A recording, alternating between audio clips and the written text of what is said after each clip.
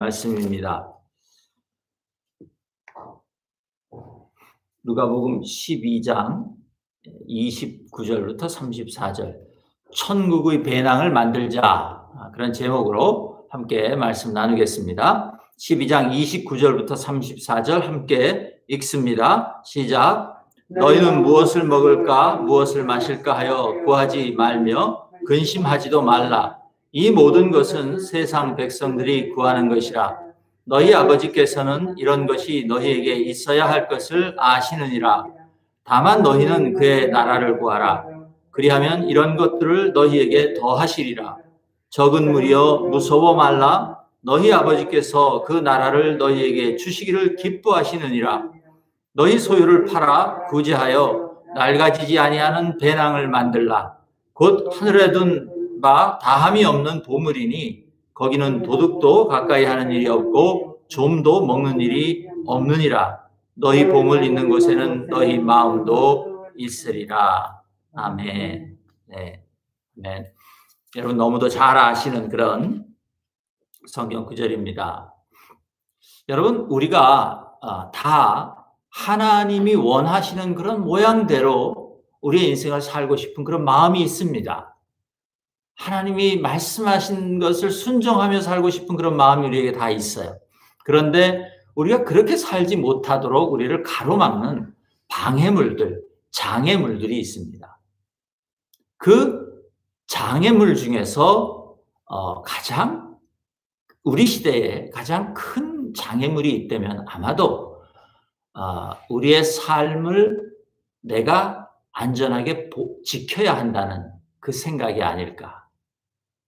그러니까 내 삶의 안전을 내가 확보해야 된다.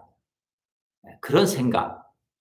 그것이 우리가 하나님의 뜻대로 살지 못하게 만드는 가장 큰 방해물, 장애물일 것입니다. 우리는 말씀드린 것처럼 하나님이 요구하시는 삶이 어떤 것인지 잘 알아요.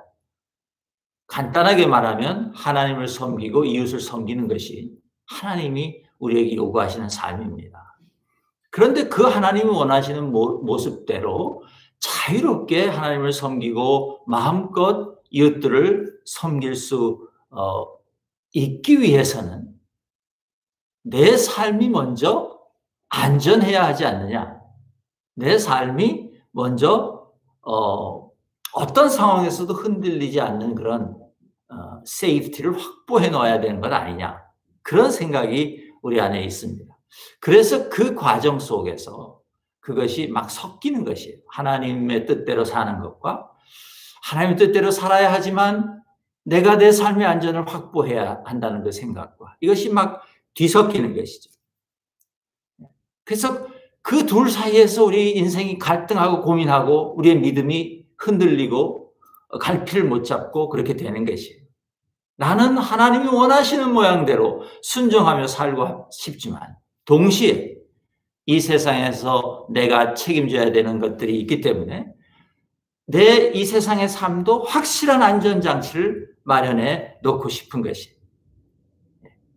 그것이 하나님의 그 뜻에 따라 뜻에 맞는 모양대로 사는 것을 방해해요. 그리고 내 삶을 내 삶에 내가 안전장치를 확보해 놔야 되겠다는 그 생각 속에서 우리가 가장 선호하고 또 우리가 가장 신뢰하는 안전장치가 뭐냐면 돈이에요. 재물입니다. 여러분, 돈에는 힘이 있어요.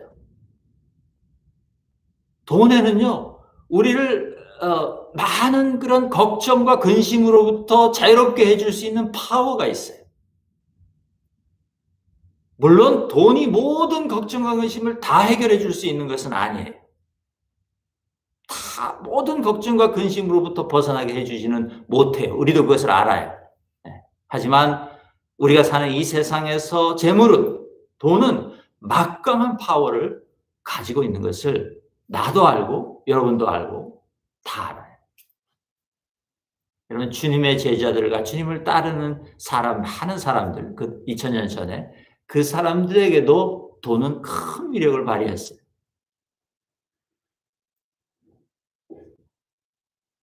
그렇기 때문에 오늘 이 말씀은요, 선뜻 아멘 하고 받기가 참 어려운 그런 말씀입니다.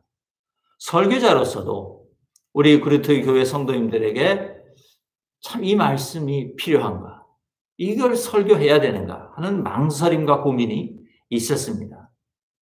그런데 피한다고 피할 수 있는 그런 말씀이 아니다, 그렇게 생각이 들었습니다. 여러분, 우리가 이 말씀을 피하면 우리가 하나님을 믿는 성도로서 믿음의 삶을 살 수 없을 것 같았어요. 그래서 말씀을 전하는 저나 이 말씀을 듣는 여러분들이나 오늘 성령님께서 특별하게 함께하여 주셔서 정말 우리가 주시는 말씀에 아멘 하고 받을 수 있는, 그렇게 되기를 주님의 이름으로 축복하며 기도합니다. 아멘. 아멘. 감사합니다. 오늘 저희가 29절부터 읽었지만 사실 이것은 22절부터 시작되는 한 주님의 말씀입니다. 더 길게 그 맥락을 연장하면 12장 1절까지 연결되는 그런 말씀입니다. 그런데 여하튼 22절에 보시면 제자들에게 말씀하셨다, 그렇게 되어 있어요. 그런데 이 12장 1절까지 우리가 확장해서 이 문맥을 살펴보면 주님이 제자들에게 말씀하셨지만 거기에는 수많은 사람들이 같이 있었다 그랬어요. 12장 1절에 보시면 물이 수만 명이 모여 서로 밟힐 만큼 되었다 그랬어요. 그러니까 지금 주님께서는 어떤 작은 이런 그 회당 안에서 말씀하신 것이 아니에요. 아마 산상수훈을 말씀하셨을 때처럼 막 넓은 들판이나 혹은 작은 산 위의 동산 같은 데서 말씀하셨을 것이에요. 많은 사람들이 있는데 특별히 제자들을 향하여 이 말씀을 특별하게 하셨어요. 29절과 30절이 이렇게 말하죠. 너희는 무엇을 먹을까 무엇을 마실까 하여 구하지 말며 근심하지도 말라. 이 모든 것은 세상 사람들이 구하는 것이라 너희 아버지께서는 이런 것이 너희에게 있어야 할 것을 아시느니라. 예, 아멘. 이 말씀은요, 사실 그 앞에 22절부터 28절까지를 요약하신 말씀이에요.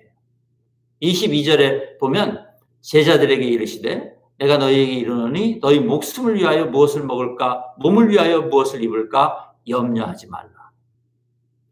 목숨이 음식보다 중하고 몸이 의복보다 중하니라. 까마귀를 생각하라. 심지도 않고 거두지도 않고 골방도 없고 창고도 없으되 하나님이 기르시나니 너희는 새보다 얼마나 귀하냐. 25절도 한번 볼까요? 25절부터 28절도 너희 중에 누가 염려함으로 그 키를 한 자라도 더할 수 있느냐.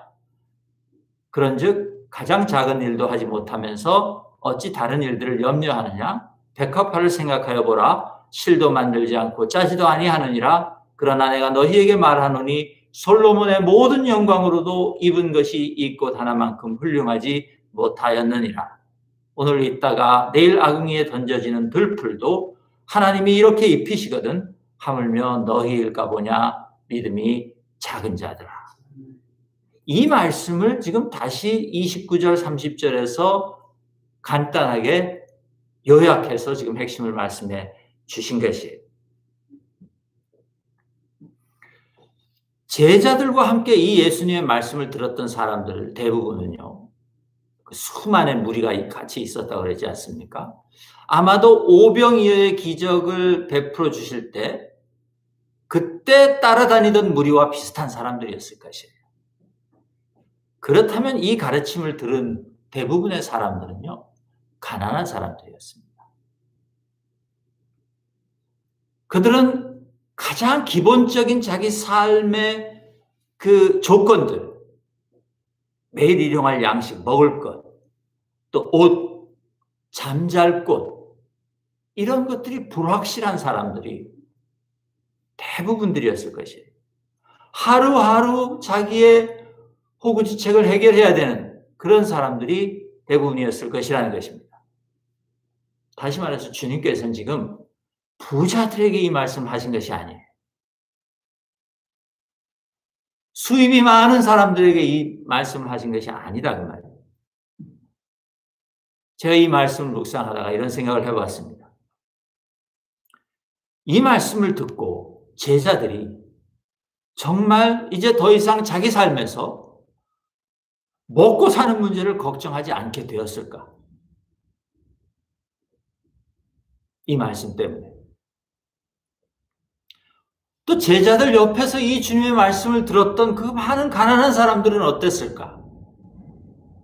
주님께서 지금 하늘을 나는 새와 들에 핀 백합화를 비유로 들어서 말씀하셨는데 그것들도 하나님께서 먹이시고 입히시는데 너희들은 하물며 하나님께서 입히시고 먹이시지 않겠느냐 지금 말씀하셨는데 그 비유의 말씀을 듣고 그렇지 정말 하나님께서 그렇게 하시지 그러니 이제 나도 예수님의 제자가 돼서 살아야 되겠다.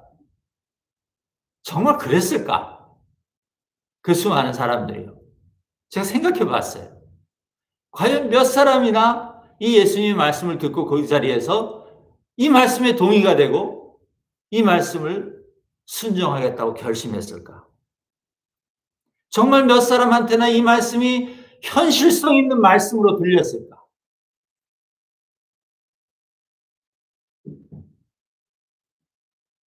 2000년 전의 사람들은 제쳐두고 지금 여러분들은 어떻습니까? 지금 우리는 어떻습니까? 여러분은 이 말씀을 오늘 읽으니까 위로가 되고 힘이 나십니까? 아까 분명히 누가 아멘 하셨는데 왜 지금 아멘을 안 하십니까? 여러분 이 말씀을 들어서 생활의 염려가 사라지고 마음의 평강이 찾아오십니까? 안심이 됩니까? 더 이상 내 인생에서 물질적인 안전을 확보하려고 내가 애를 쓰고 길을 쓰지 않아도 되겠구나. 여러분 그런 믿음이 생기십니까? 이 말씀을 묵상하고 하나님께서 이렇게 약속하셨으니 이제 내가 주님 말씀 붙잡고 믿음의 바다로 내가 노져 나가도 되겠구나. 그런 결심이 여러분 안에서 생기셨습니까? 어제 제가 성경을 문자적으로만 읽으면 안 된다. 그러면 율법주의다. 그렇게 아침에 설교를 했는데 또 그 설교 들으시고 아니 이것도 너무 율법주의적으로 문자적으로 생각하면 안 되지 않느냐 이렇게 또 생각하시는 분이 있을지 모르겠어요. 그런데 여러분 여기에서 이 주님의 말씀과 그 말씀에 담긴 주님의 마음은요 다른 해석이 불가능합니다. 제가 아무리 봐도 다른 해석이 불가능해요. 지금 주님께서는 우리에게 너희에게 필요한 것을 하나님께서 다 알고 계신다. 그러니 그것들을 구하기 위해서 너희들이 걱정하거나 근심하지 말라. 그렇게 말씀하시는 것이에요. 무엇을 먹을까 무엇을 입을까 구하지도 말고 근심하지도 말라. 그렇게 말씀하셨다는 것이에요. 그러므로 여러분 이 주님의 말씀을 통해서 우리가 깨달을 수 있는 것이 있습니다. 그 하나가 뭐냐면 주님께서 원하시는 우리의 삶, 하나님이 원하시는 그리스도인의 삶이라는 것은요 절대 세상의 관점에서 안전한 삶이 아니라는 것이에요. 그리스도인의 삶은 그 여정에서 무슨 일이 일어날지 모르는 그 명확하지 않은 그 바다로 노져 나가는 모험을 감수하는 삶이라는 것을 우리가 눈치채셔야 합니다. 그것이 하나님 원하시는 삶이라는 것이에요. 나의 안전을 내가 먼저 확보해 놓고 주님을 따라가는 그 삶이 아니라 그 길이 아니라 내 삶의 안전을 확보한 것 같지 못하지만 그렇지만 그 모험을 감행하는 그 모험의 길이야말로 나에게 가장 안전한 길이다라는 것을 믿고 가는 길이라는 것이에요.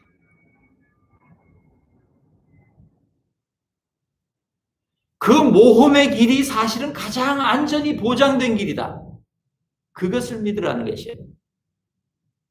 그리고 그것이 그리스도인의 삶이라고 예수님께서 오늘 말씀하시는 것이. 여러분 오늘 말씀 듣고 우리에게 이 말씀에 대한 믿음이 분명해지시기를 축복합니다. 여러분 예수님께서는요 우리가 하나님 나라를 이 땅에서 살아가려고 할 때에 가장 약한 고리가 무엇인지 정확하게 알고 계셨어요. 아까 말씀드린 대로 돈이에요. 물질이에요. 그것이 우리의 가장 약한 고리입니다. 정직하게 그렇습니다. 돈이 왜 문제인가? 이 세상을 우리가 살아가는데 왜 우리에게 가장 약한 고리인가? 왜냐하면 세상에서는요 일반적으로 돈이 많고 적음을 가지고 사람을 대접하기 때문에 그렇습니다. 세상에서는 돈이 없으면 사람을 무시하기 때문에 그래요. 사람은 누구나 존귀한 존재로 대접받으며 살고 싶지 않습니까? 뭐 자기 수준보다 뭐 더 높은 대접을 받고 싶은 게 아니라 인간으로서의 합당한 대접을 받고 합당한 존엄을 유지하며 살고 싶어 하는 것은 모두의 바람이고 소망입니다. 그런 욕구가 잘못된 것이 아니에요. 그런데 세상은 그것을 돈으로 재서 우리를 대우한단 말이에요. 그래서 돈이 없으면 안전함을 느끼지 못하는 것이에요, 저희가. 그런데 여러분, 원래 사람이 받아야 할 합당한 대접과 존엄은 그 사람이 가진 소유에 달려있는 것이 아니었습니다. 원래 사람의 존귀함은 무엇에 달려 있었습니까? 하나님께서 우리 안에 넣어주신 하나님의 영 때문에, 영에 달려있는 것이에요. 하나님의 형상이 우리 안에 있다고 성경이 분명히 말했어요. 하나님이 우리에게 이걸 주셨어요. 그것 때문에 우리는 이 피조물 중에서 어떤 피조물보다 존귀한 피조물이 된 것이에요. 우리는 그것만으로 서로 존귀하게 여길 수 있어야 해요. 그런데 세상은 그렇게 하지 않아요. 그것이 죄가 무서운 이유예요. 하나님이 그렇게 죄를 미워하는 이유도 거기에 있어요. 죄가 우리와 하나님의 관계를 끊어버리게 되고, 그러면 우리는 하나님의 그 원리를 따라서 서로를 대하지 못하고 세상의 원리를 따라서 돈의 많고 적음을 가지고 사람을 판단하고 대하고 무시하고 그렇게 한다는 것이. 죄로 물든 세상은요, 사람 안에 있는 그 하나님의 영, 그 본원적인 존귀함, 그것보다 사람이 외부적으로 가지고 있는 조건들을 가지고 사람을 대접합니다. 정확하게 말하면 차별하는 것이죠. 그리고 그 외부적인 조건들 중에서 가장 큰 영향력을 발휘하는 것이 돈이에요. 주님께서는 너희가 하나님의 나라를 먼저 구하면 다른 모든 것을 너희에게 더하시리라. 그렇게 말씀하셨어요. 근데 세상은 너희가 돈을 먼저 구하면 그 외의 모든 것을 가질 수 있다. 그렇게 말해요. 정직하게 그렇지 않습니까? 여러분 돈이 있으면요, 요즘 세상은 더한데 날이 갈수록 더해지는데요. 지식도 살 수 있고 명예도 살 수 있어요. 여러분 미국이나 한국이나 각 나라의 가장 상위권에 있는 대학들은 거의 대부분 돈 많은 집안의 아이들이 갑니다. 구조적으로 그렇게 돼 있어요.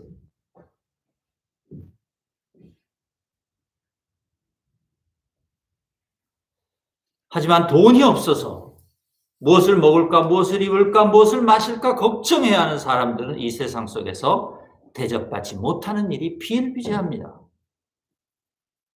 여러분 다른 사람들만 그러는 게 아니에요. 우리도 그래요.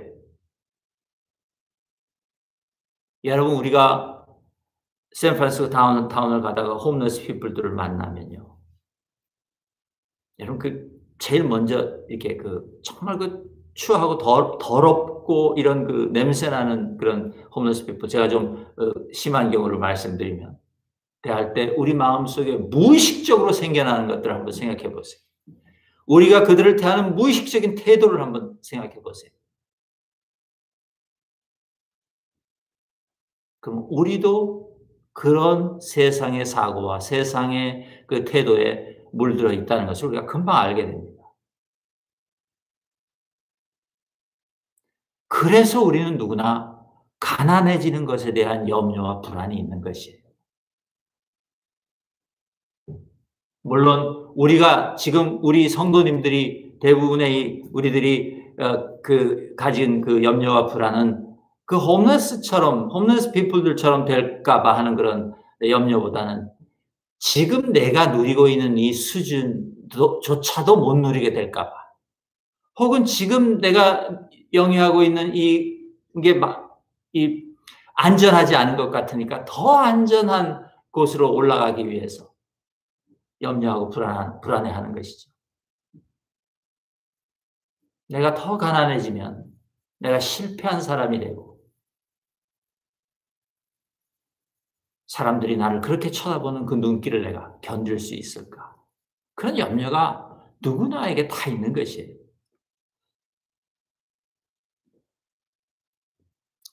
예수님은요, 우리가 가진 그 물질 때문에 우리가 받게 되는 그 근심과 걱정, 그 생활에 대한 염려가 얼마나 지독하고 깊은 상처 같은 것인지 잘 알고 계셨다, 그 말이에요.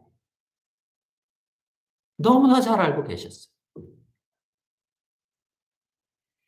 여러분, 그래서 오늘 이 말씀을 주님께서 주신 것이에요. 그런데 우리 주님은 그것을 알고 계셨을 뿐만 아니라 오늘 본문을 읽어보면 그 우리의 근심과 염려를 없애주기를 원하셨다, 그렇게 성경이 말해요. 나는 너희들이 그 근심과 걱정으로부터 자유로워지기를 원한다. 예수님 그 말씀하신 것이. 왜냐하면 이 문제가, 이 재물의 문제, 돈의 문제가 우리가 하나님 나라의 삶을 사는 데 있어서 가장 큰 장애물이라는 것을 예수님께서 너무도 잘 알고 계시기 때문에 그래요. 그래서 만약 예수님께서 너희들이 염려하지 마라, 하늘에 나는 새를 봐라, 들에 핀 백합화를 봐라, 그들을 하나님께서 먹이고 입히시지 않느냐, 그러니 염려하지 마라, 왜 염려하냐 이 믿음이 적은 자들아, 이렇게 끝내셨다면 제가 예수님한테 정말 좀 섭섭하고 항의를 했을 것 같아요. 근데 예수님께서 그렇게 끝내지 않으셨어요. 예수님이 이 말을 하신 목적은 그게 아니에요. 예수님께서는 지금 내가 너희들 그것을 제거해 주겠다, 없애 주겠다, 예수님 그렇게 말씀하시는 것이. 31절과 32절이 예수님께서 우리에게 주신 해결책이에요. 다만 너희는 그의 나라를 구하라. 그러면 이런 것들을 너희에게 더하시리라. 32절, 적은 무리여 무서워 말라. 너희 아버지께서 그 나라를 너희에게 주시기를 기뻐하시느니라. 예수님이 우리에게 지금 제시해 주시는 염려와 근심에 대한 해결책은요, 우리가 먼저 하나님의 나라를 구하는 것이라고 말씀하고 계세요. 우리가 먼저 하나님의 나라를 지금 시작하면, 하나님의 나라를 구하는 생활을 시작하면, 그리하면 우리 삶에서 물질과 관련된 모든 염려와 근심은 반드시 사라진다. 왜냐하면 하나님께서 당신의 뜻을 쫓아 믿음이라는 모험의 삶을 시작한 당신의 자녀들에게 그 필요를 반드시 채워주시기 때문이다, 그렇게 말씀하고 있는 거지. 그러므로 여러분, 오늘 이 본문 말씀은요, 염려하지 말라는 것이 주제라기보다는 먼저 그의 나라를 구하라는 것이 주제입니다. 물론 염려하지 않는 것과 그의 나라를 먼저 구하는 것, 하나님의 나라를 먼저 구하는 것은 별개의 일이 아니라 하나입니다. 예수님 말씀에 의하면. 우리 마음에서 염려가 사라져야 하나님의 나라를 구하고 살아갈 수 있는 것이 아니라는 것이에요.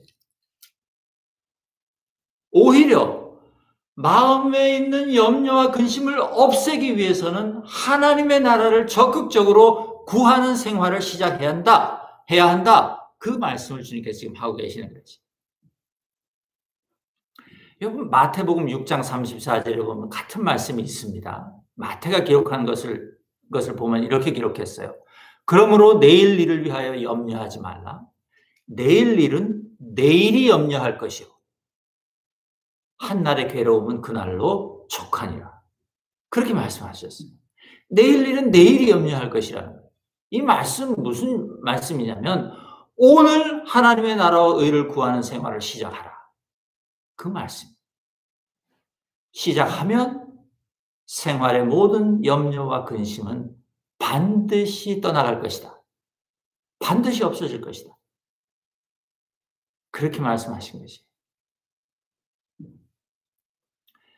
여러분, 지금 우리에게 어떤 근심과 두려움이 있습니까? 우리에게 아마 많은 근심과 두려움들이 있으실 것이에요.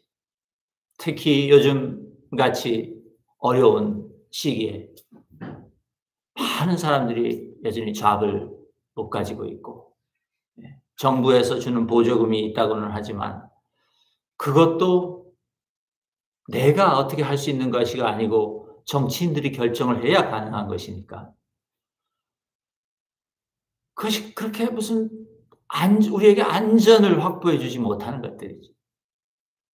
여러 가지 근심들이 있으실 것이에요. 모두가 힘드니까 요즘은 또 서로가 서로에게 제너러스하기 어려워요. 서로가 서로에게 관대하기 어려워요.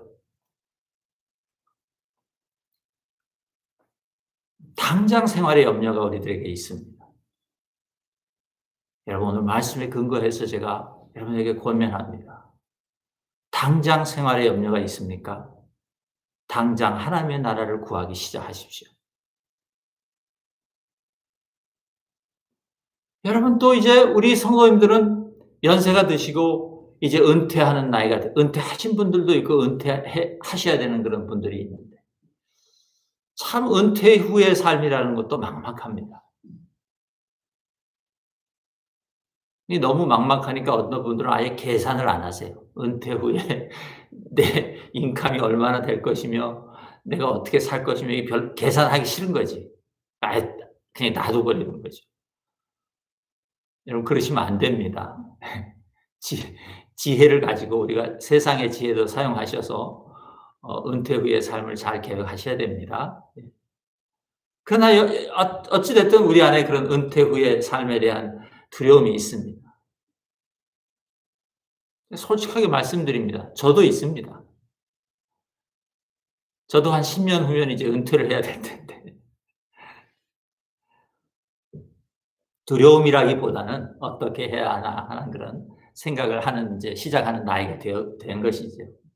여러분, 노년의 삶에 대한 염려가 여러분 안에 있으십니까?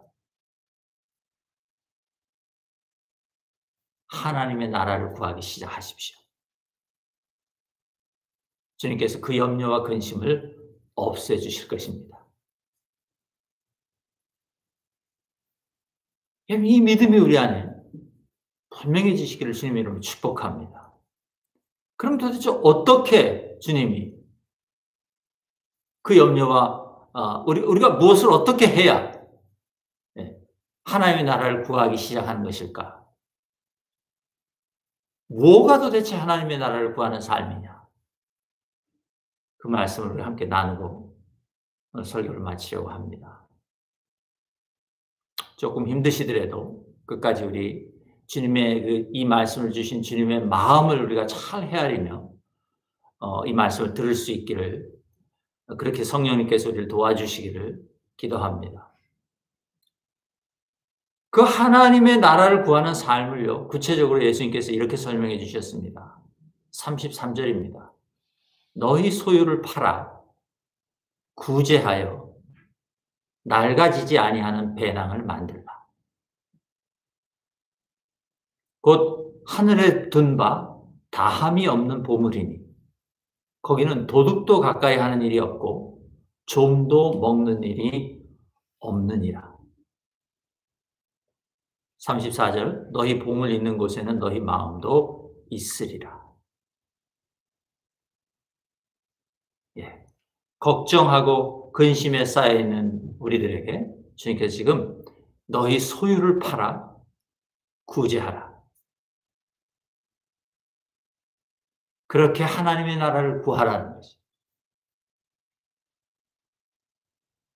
그러면 너희들 마음속에서 또 너희들의 삶 속에서 걱정과 근심이 다 물러가게 될 것이다.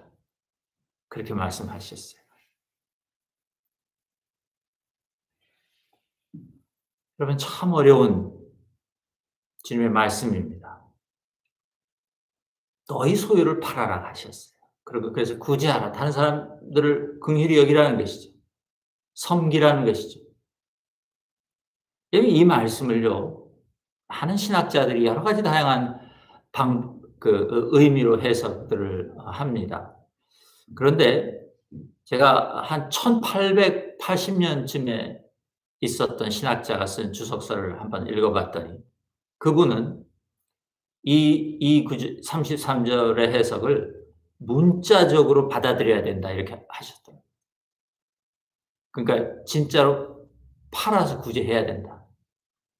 그렇게 해석하셨어요. 그래야 그것이 하나님의 말씀과 예수님을 신뢰하는 것이다. 제가 그 신학자가 좀 미워졌어요.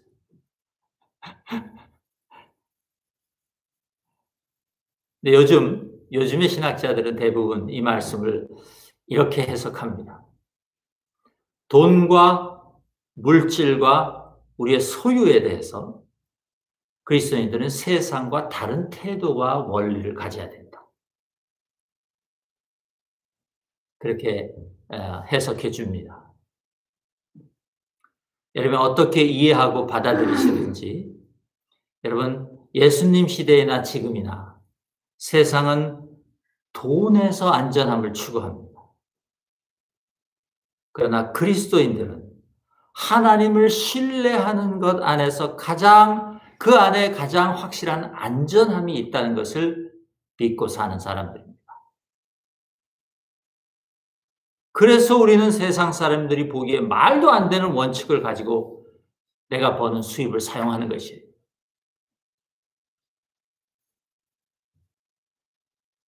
제가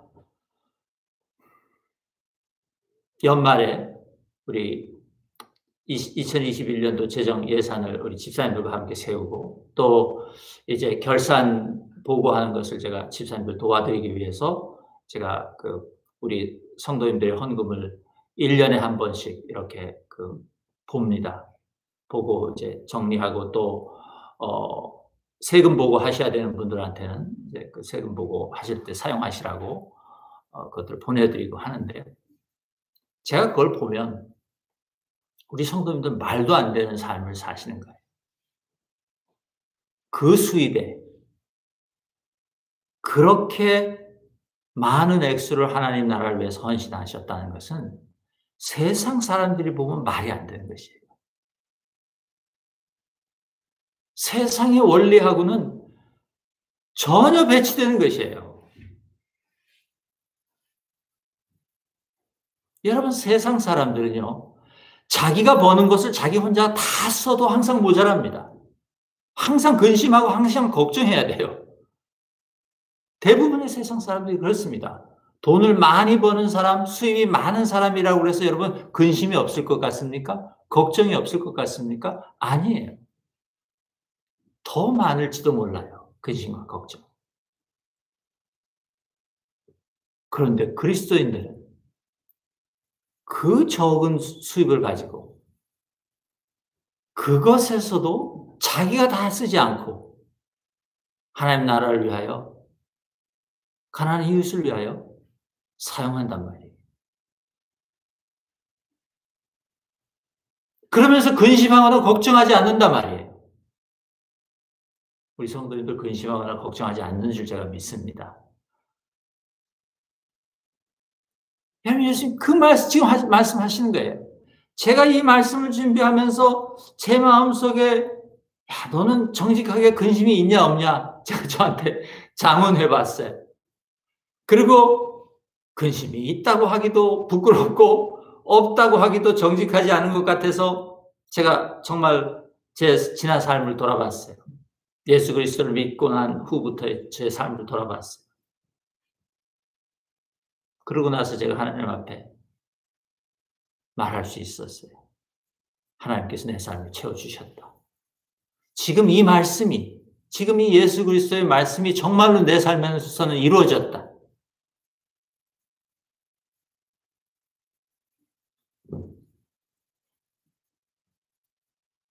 걱정하지 않기로 했습니다. 여러분 10장 3절 4절 우리가 이미 읽었는데요. 거기 보면 70명의 제자들을 주님께서 각 고을로 보내시는 그런 이야기가 나왔었죠. 그러면서 예수님께서 뭐라고 그러셨냐면 10장 3절과 4절입니다. 갈지어다 내가 너희를 보냄이 어린 양을 이리 가운데로 보냄과 같도다.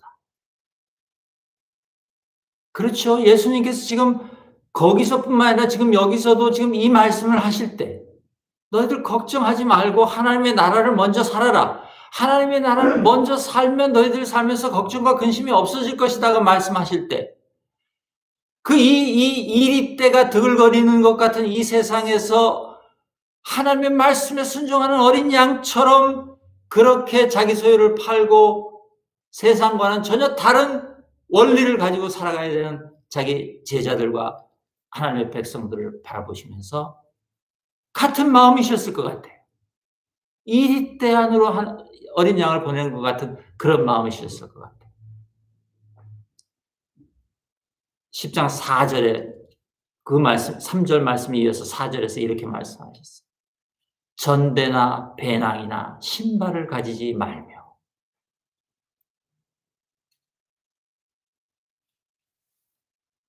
여러분 여기서 전대가 먼저, 전대와 배낭이 나왔는데요. 10장 4절에서. 거기에서 전대가 오늘 12장 오늘 본문에서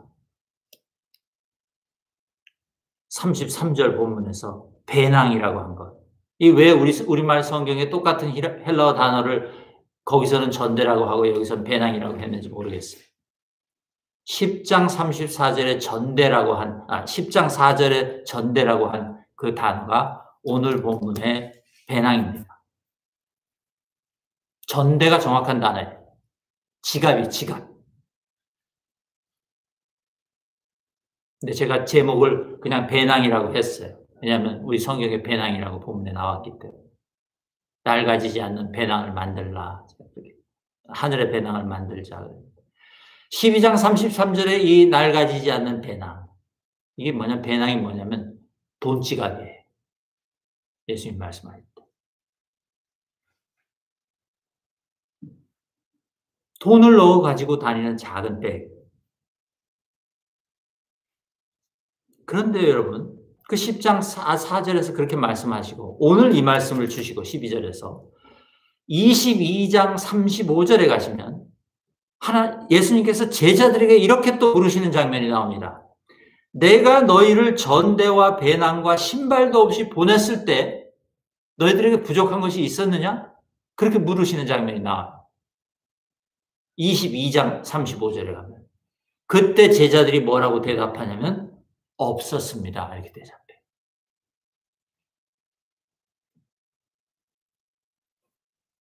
예수님이 자기 제자들을 이리때 가운데로 보내는 양처럼 그런 심정으로 양을 보내듯이 그런 심정으로 보냈는데 제자들이 나중에 예수님께서 너희들이 그때 부족한 것 있었느냐 물어보니까 없었습니다. 그렇게 대답했다는 거죠.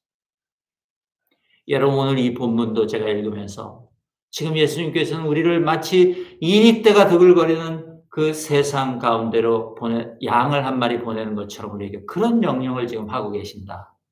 그런 마음이 들었어요. 그런데 예수님의 제자들이 증거한 거에 의하면 나중에 예수님께서 이제 우리에게 물어보실 텐데 너희들이 그때 부족한 것이 있었느냐? 내가 너희들 아무 염려와 근심하지 말고 하나님의 나라를 먼저 구하라고 했는데 너희들 그렇게 살았더니 부족한 것이 있더냐라고 물어보실 것이에요. 그때 우리가 전부 하나님의 나라와 나라를 먼저 구하고 산 자들은 전부 그렇게 대답할 수 있을 것이에요. 없었습니다. 부족한 것이 없었습니다. 염려와 근심이 없었습니다. 그렇게 대답할 수 있을 것이라고 믿습니다. 여러분, 이 하늘의 배낭은요, 천국에 가서 받는 보상이 아닙니다. 지금 여기에서 하나님의 나라를 사는 그리스도인들에게 마르지 않는 샘처럼 공급되는 하나님의 은혜를 말씀하고 있는 것이에요. 그 은혜를 담는 가방을 말하는 것이에요. 여러분, 이 배낭을 우리 다 만드실 수 있기를 주님의 이름으로 축복합니다. 이 배낭을 만들어 가지십시다. 이 배낭을 만드는 자마다 그 삶에 근심과 걱정이 다가오지 못한다는 것이 오늘 주님의 약속입니다. 여러분, 이것을 믿으실 수 있기를 주님의 이름으로 축복합니다. 이 배낭을 하나씩 메고, 하늘의 배낭을 하나씩 메고 매일 우리 주어진 삶의 현장으로 나가셔서 걱정과 근심 대신 하나님이 공급하여 주시는 매일의 은혜를 경험하며 누리며 감사와 기쁨으로 사시는 우리 성도님들 다 되시기를 주님의 이름으로 축복합니다. 함께 기도하겠습니다. 하나님 감사합니다.